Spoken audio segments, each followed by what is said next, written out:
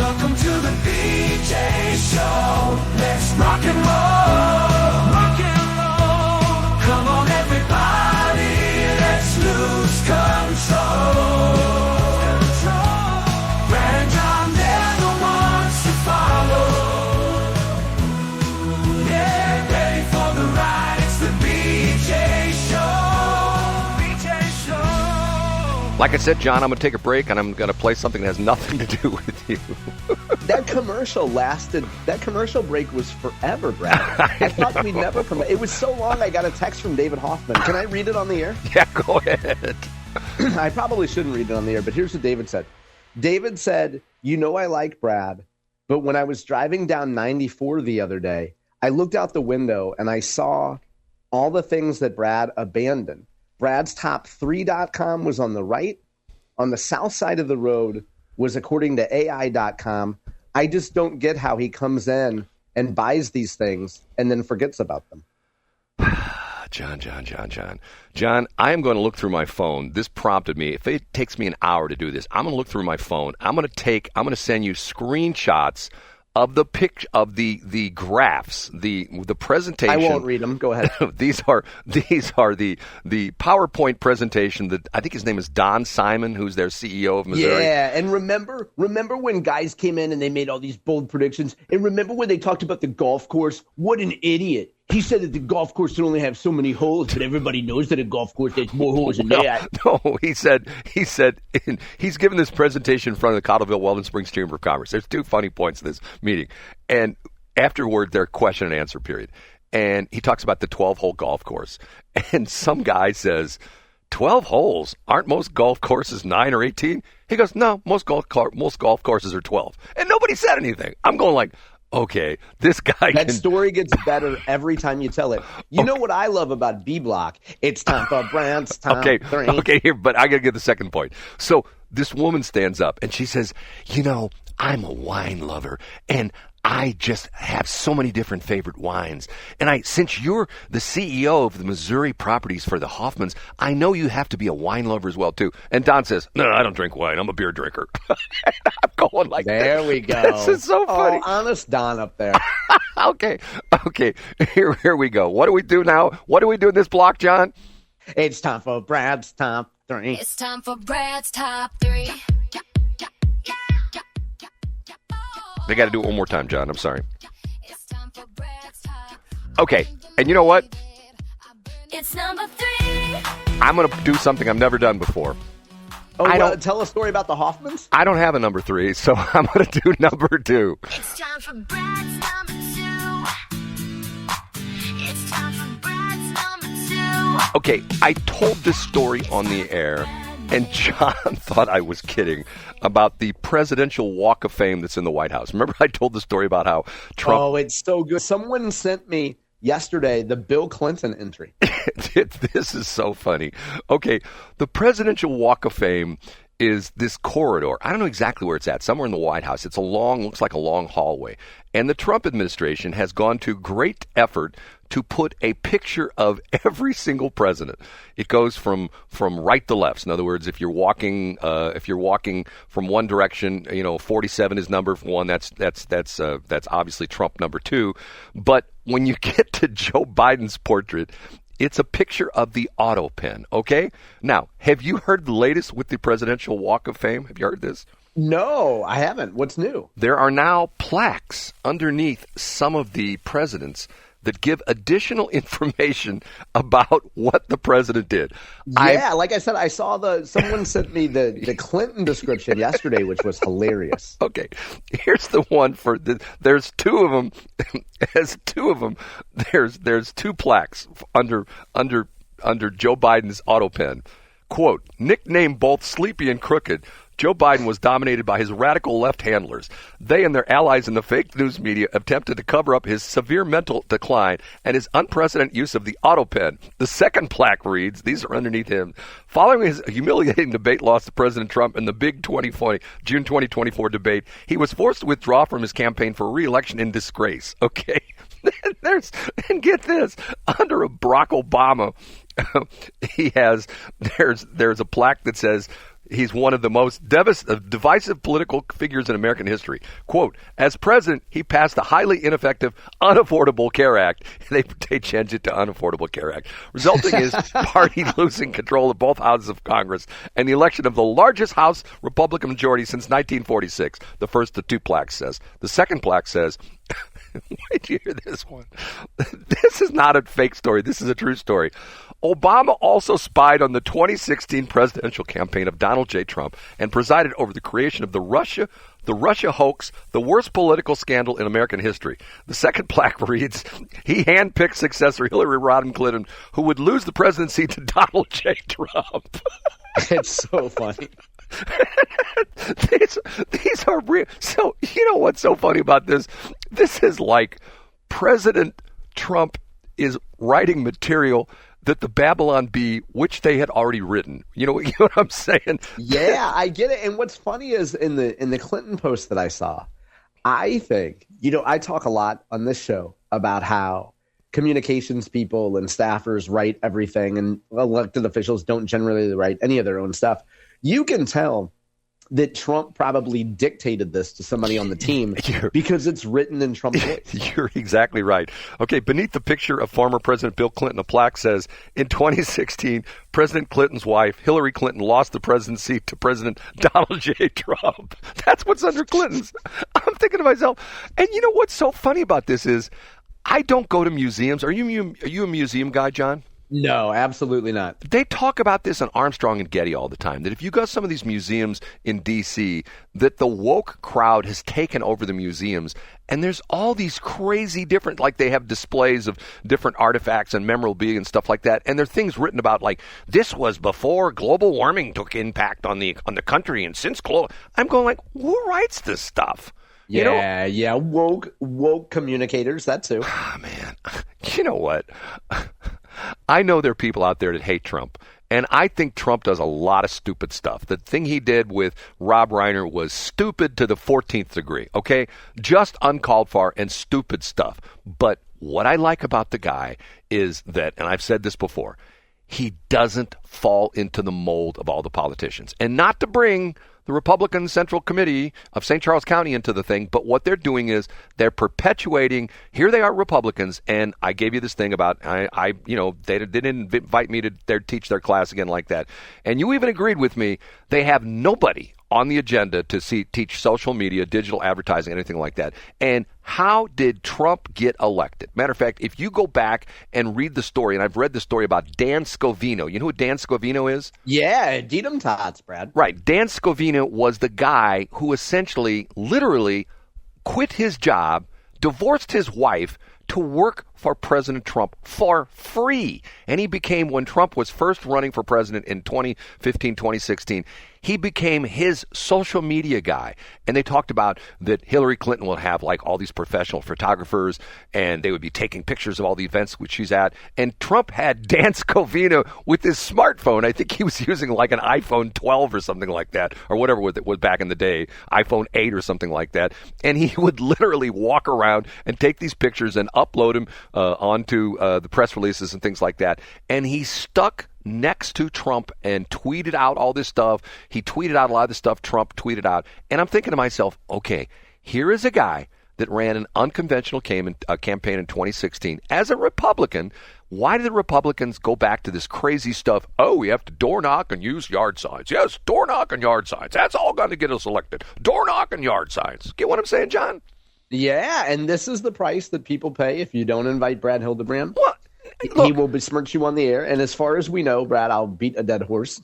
For all we know, folks on the agenda may be including information about social media. And you did it the constructive way the other day, Brad. You could have just gone on the radio and kvetched about it, but you took positive action and you reached out to folks at the St. Charles County Republican Central Committee and you said, hey, I would recommend that one of your speakers include media and social media. You didn't just go on the radio and complain about it, Brad, like a passive-aggressive man would do, but you actually took positive action, and I commend you for that. Okay, John. Wait, I'm sorry. I forgot. You didn't do that, but I did it for you. We're going to move along to number one. Okay, you ready for this? Let's do it. And now, big finish, Brad's number one. John is going to decry Dedham Tops. Is it Tops or There's Tots? no P in Dedham Tots, Brad. The Dedham last Tops. T stands for this show. And what it's does Dedham Tots. And what does Dedham Tops stand for again? Discuss this many times on the show. When Brad circles through his top 40 stories that he hits on every week, I say Dedham Tots. We discuss this many times on the show. Last night was the 10th anniversary of an event that I was involved in, which was historic. Do you have any idea what I'm talking about? Yeah, it's Over the Edge in Las Vegas, Nevada. 10 years ago, December 17th, 2015, I was on this very radio station. I was doing mornings. We're still doing music. And I said on the air, tonight will be the last Rams home game ever. And I'm going to go to, it was a Thursday night game. I'm going to go to the game, and I'm going to get a free ticket. I'm going to get in for free, and I'm going to watch the last Rams home game ever played in St. Louis. I had people calling me, "You're a terrible person. The Rams aren't going anywhere. They're building that new stadium. Dave Peacock, they're going to build that new stadium up the river from where the Curtis Dome is." And I had people hating me. But you knew, and tell them how you knew because of your sports contract, Brad. Dedham Tots. So I go into the front office, and I print up a little thing. I go into one of my little graphic programs, and I print up a little thing. Matter of fact, if you look on my Facebook page from yesterday, you'll see my picture holding the sign, and I'll read it word for word what the sign says. I go down to the stadium on a Thursday night, Thursday, December 17th, 2015. I go down to the stadium with my little sign that says, where was it? Hold on a minute. I got to find it here. I should have it up already, but I don't. It says, "I want to see the last home game forever for free. Got a spare ticket?" And John, what am I holding in my hand in that picture? You're holding a free Rams ticket. Yeah, I'm holding a free Rams ticket. So I go into the game, and it was interesting because there's all these crazy different aspects of this game. People have called this game the Ketchup and Mustard Bowl because I don't know why, but the teams had these very unusual uniforms. The Rams had bright yellow uniforms, all yellow. Jerseys, pants, socks, shoes, everything was bright yellow. They looked like the Savannah Bananas, okay? And I'm pretty sure it was the Tampa Bay Buccaneers. They were totally in red. They had red jerseys, and this was bright red jerseys, pants, socks, shoes, the whole bit. It was the Mustard and Ketchup Bowl. Okay, the other interesting thing was, another thing that people should have paid attention to, all the food was free. They're giving away all the food. Why were they doing that, John? Because they knew, that was the last home game ever, but you know what? They're just blowing it out. They want to just reduce inventory. Right. Don't leave that stuff around. Rather than send it to the homeless shelter, stuff like that, we'll just give it away to the fans, okay? I'm in section nosebleed 306 or something like that, and the section next to me, which probably holds, 800-900, maybe 1,000 people, I don't know, maybe more than that, had like 5 people in it. And I was taking pictures of my row on both sides of my section. My row to my left, absolutely positively empty. My row to my right, absolutely positively empty. And it was the last game. Now, can I tell, I know, you've heard me tell this story before. Tell it again, Brad. How did you know? In 2012, a guy by the name of Dan Israel, who is no longer with us. He died, I believe, earlier this year or last year. Great guy with the Kansas City Chiefs, okay? He did their broadcast. He's their broadcast operations guy. He calls me up one day and says, "Hey, are you interested in running the Kansas City Chiefs on your station on crap?" Because I was doing sports at the time. I had the CBS Sports Network. And I go, "I can't do that." And he go, "Yeah, you can." And I said, "What about the out-of-market rule?" In Major League Baseball and NFL, there's a rule called the out-of-market broadcast rule. And, for example, no station in St. Louis can run the Cubs games. The only exception to that would be if the Cardinals said, Dave Green, you can run the Cubs games on KLIS. We'll let you do that. Well, the Cardinals aren't going to allow that. So he says to me, "I've already got this cleared through the Rams." And I go, "So you've got this cleared through the Rams?" And I go, "How did you do that?" And he says, "Well, they're leaving town." And I go, "Huh?" He says, "They're leaving town." And this is 2012.